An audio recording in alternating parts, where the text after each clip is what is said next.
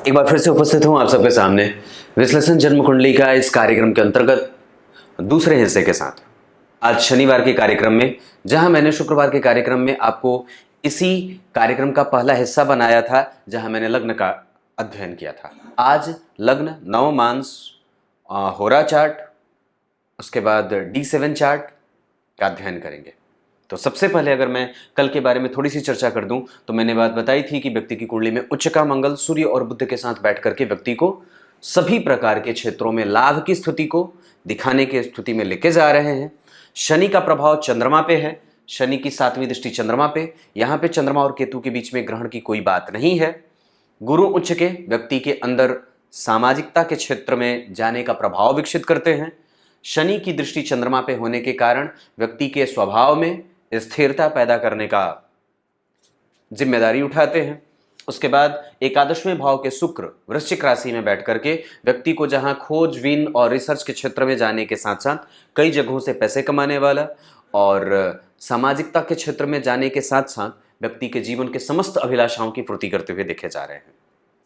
आज हम जिसकी चर्चा करने वाले हैं वहां हम नवमांस को देखेंगे। तो सबसे पहले अगर मैं नवमांस की चर्चा करूं तो दाम्पत्य कैसा रहेगा, इस सवाल को अगर पूछना हो तो हम नवमांस चार्ट से पूछते हैं। लग्न कुंडली से सभी प्रकार के सवाल मिल जाते हैं, सवालों के उत्तर, लेकिन नवमांस से आप वैवाहिक दृष्टिकोण से उसको देखते हो कि विवाह की स्थिति कैसी है। तो वैवाहिक सुख में दो शुभ ग्रहों का प्रभाव जन्म कुंडली के चतुर्थ स्थान पे, और यहाँ पे गुरु और शनि बैठे हैं। ये सामान्यतया बेहतर भाव है, दाम्पत्य खराब नहीं होना चाहिए और सभी प्रकार का सुख भी जातक के जीवन में देखा जा रहा है। सूर्य, मंगल और केतु 12वें भाव में, और यहाँ पे इस भाव का अधिपति उच्च का होकर के लग्न को देख रहा था। दाम्पत्य में जो वैचारिक मतभेद की स्थिति है वो तो नहीं है, पर वहाँ पे हेल्दी डिस्कशन जरूर होता है। और सूर्य, मंगल और केतु के बैठने के कारण जहाँ के अधिपति शुक्र जा करके चतुर्थ स्थान को देख रहे हैं उच्च के होकर के, सैया सुख का भाव और खर्च की स्थिति कई बार बहुत अच्छी है और कई बार बहुत ज़्यादा बढ़ जाती है। धार्मिकता और धर्म से जुड़ करके व्यक्ति के जो खर्च हैं वो हमेशा होते रहेंगे। व्यक्ति की कुंडली में लग्न का अधिपति बुध जा करके जन्म कुंडली में बैठा है नीच का होकर के, जहाँ उच्च का भंग हो रहा है, शुक्र का उच्चत्व भंग हो रहा है बुध के द्वारा। अब यहाँ पे तो बुध लग्न के अधिपति होकर के चतुर्थ को देख रहे हैं और यहीं पे शनि बैठे हैं बुध की राशि में, जो कि शनि के मित्र होते हैं। भाव का अधिपति बुध उसे देख रहा हो लग्नेश होकर के, तो लग्नेश की दृष्टि जहां पड़ जाती है उस भाव से संबंधित जितनी भी समस्याएं होती हैं वो कमजोरी की तरफ बढ़ जाती हैं, मतलब वो एक अच्छी बात होती है। तो अगर हम गौर करते हैं तो यहाँ पे शनि बैठे हैं जो भाग्य के अधिपति हैं। यहाँ भी चतुर्थ का अधिपति उच्च का था और यहाँ भी भाग्य का अधिपति मित्र की राशि में सुख के कारक ग्रह गुरु के साथ है। और गुरु का संबंध अगर नवमांस कुंडली में चतुर्थ भाव लग्न से, पंचम से, नवम से हो जाए तो दाम्पत्य चाहे कितना भी कमजोर होता रहे उसको अपने टाइम पे गुरु ठीक कर ही देते हैं और उसमें एक पॉजिटिव माहौल भी देखने को मिल जाता है। पुत्र और पुत्रियों का सुख बहुत अच्छा रहेगा हमेशा ही, क्योंकि मंगल इस भाव से केंद्र में तो जा ही रहे हैं। साथ ही साथ अगर मैं D7 की चर्चा करता हूं तो वहां भी वो जन्म कुंडली में D7 चार्ट में लग्नेश बन करके थोड़ी सी दूरी रहेगी। अगर बच्चे आपसे पढ़ाई करने के लिए या अपने कैरियर को ग्रोथ देने के लिए अगर थोड़े बहुत दूरी पे वो जाकर के अपना प्रभाव दिखाते हैं या दिखाने का प्रयास करते हैं तो ये बहुत अच्छी बात होगी। सबसे बड़ी बात जो इस कुंडली में मैं देख रहा हूं उसके आधार पर व्यक्ति का दाम्पत्य कभी भी खराब नहीं है, उसको गुरु सिंचित करेंगे और अच्छाई के साथ। दो शुभ ग्रहों का देखना वो व्ययेश है, और शुक्र अगर व्यय भाव का अधिपति होकर के उच्च का हुआ है तो खराब नहीं है। और हमेशा ही व्यक्ति जो है वो सुख और सांसारिक और भौतिकवादी सुखों का लुत्फ उठाते रहता है। दो चार बातें और भी बताना चाहूंगा। आपकी कुंडली में लग्न का अधिपति जो यहां बनता है वो शनि बनता है और जाकर के जन्म कुंडली में अष्टम में बैठे हैं। अपने स्वास्थ्य का नियमित चेकअप कराते रहें, हमेशा उसकी जांच करते रहें और कभी भी ससुराल वालों से अपने संबंध किसी भी हाल में बुरा ना रखें। आपकी कुंडली के द्वितीय भाव में चंद्रमा और केतु का प्रभाव है, इस वजह से कई बार ये बात भी देखने को मिल जाती है कि व्यक्ति ना चाहते हुए भी दुश्मन पैदा कर बैठता है। वो प्रभाव चंद्रमा और केतु का तो है ही, साथ ही साथ उस पर शनि और राहु का भी प्रभाव है। इस वजह से भी कई बार स्थिति बनती है। व्यक्ति कभी भी किसी के साथ झगड़े फसाद की स्थिति में ना पड़े। हालांकि राहु की दृष्टि उस भाव पे पड़ रही है जहां का अधिपति खुद उच्च का होकर के बैठा है। व्यक्ति ऋण में कभी नहीं फंसेगा और प्रभाव में तेजी ही रहती है।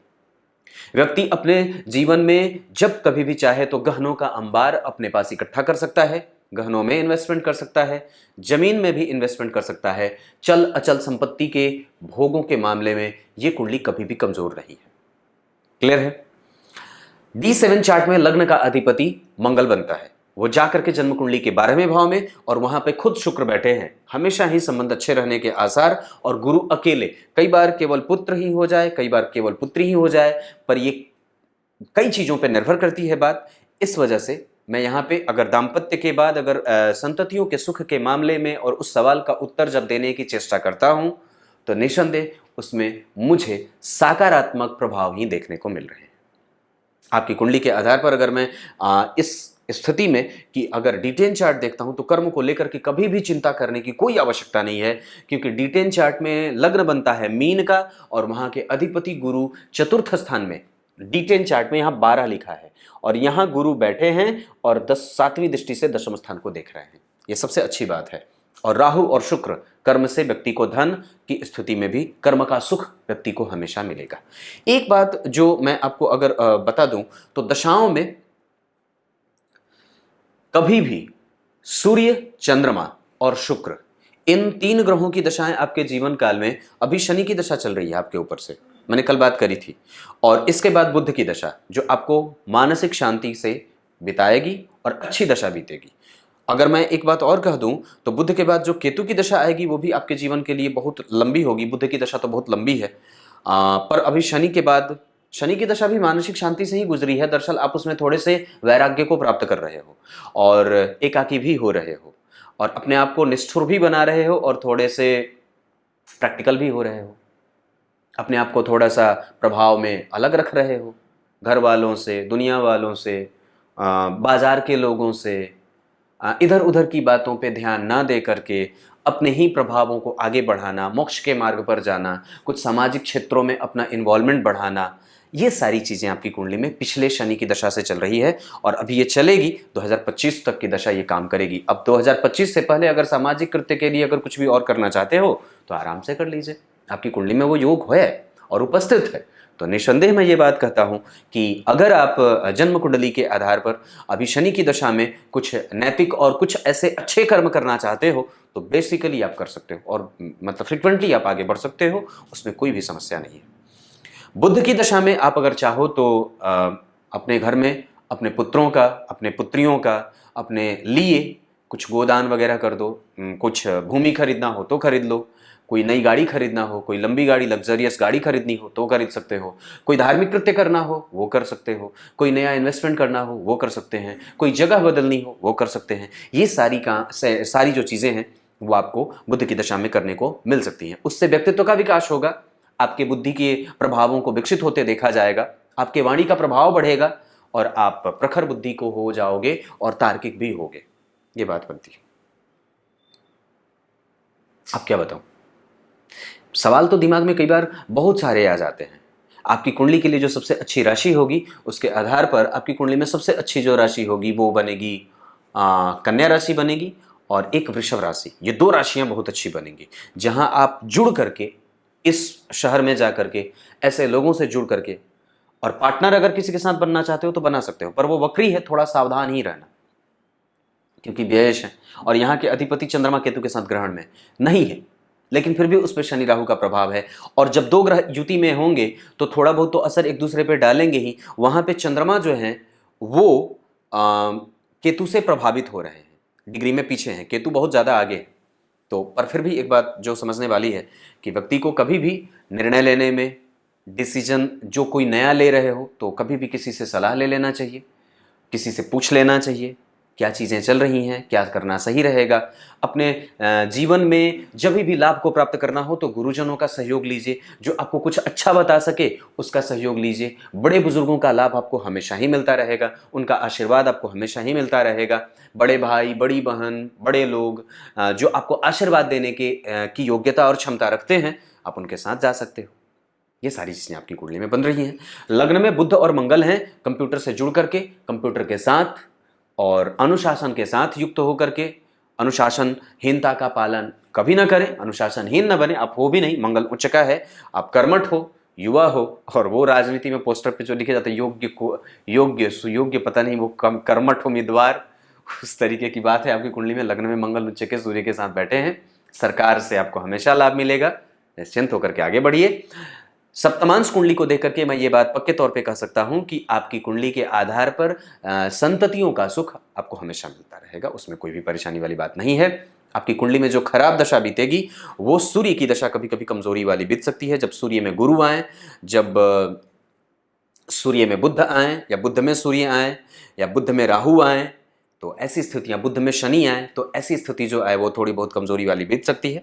उस पर थोड़ा स्वास्थ्य पे ध्यान देना होगा, रूटीन चेकअप आपको कराते रहना चाहिए शनि राहु के कारण। पर ये एक सामान्य सी मोटी सी बात है जो प्रायः कई कुंडलियों में कह दी जाती है, वो इस वजह से मैं कह रहा हूँ क्योंकि भाव से प्रभावित ग्रह होता है तो कई बार वो अपना बुरा परिणाम भी दिखाते बनता है। पर शनि है, वहां पे आयु आपको देगा, लंबा जिया करके तब मारेगा, वृद्ध बनाता है तब मारता है। तब तक के लिए